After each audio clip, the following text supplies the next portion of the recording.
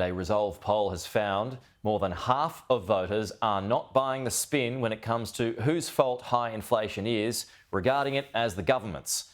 The same poll found 27% blame the RBA. Joining us live now for the answer, Peter Switzer, founder of the Switzer Report. Pete, good morning to you. Another busy week ahead. So on this point, who is right? Pete, to be fair, the fact that the Reserve Bank raised interest rates 13 times, that contributed to inflation. It always does in trying to kill the demand of the economy by raising interest rates. It puts cost push forces into the economy. So the fact that inflation got to 8%, that was the RBA's part fault. There were a lot of other causes then. But since then, they've been bringing inflation down. It's now at 3.5%.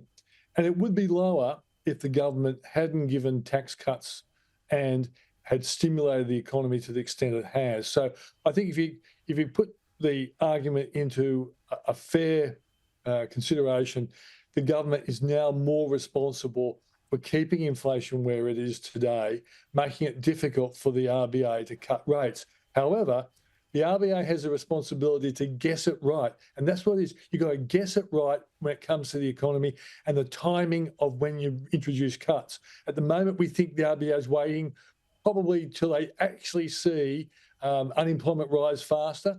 But we've seen in the USA, they're a little bit surprised that maybe the economy is slowing down faster than they're expecting. So it's a 50-50 thing. But I think the fact that inflation is still over 3% is more down to the government than the RBA. Okay, now I find this story quite fascinating this morning, Pete. Divestiture seems to be a buzzword again today. Now the coalition is eyeing off a Qantas Jetstar breakup. That's in order to lower the costs of air tickets.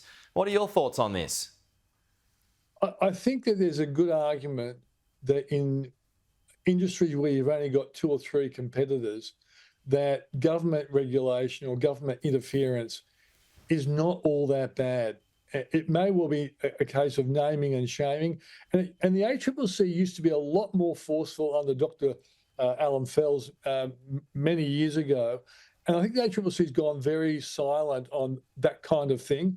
So I think the idea of threatening divestiture, naming and shaming is probably the better policy. But I do argue that it's not just the government and the RBA creating inflation in this country. It's energy companies, it's airlines, it's supermarkets, it's unions. There's a whole group of people who've contributed to the inflation rate we've got today.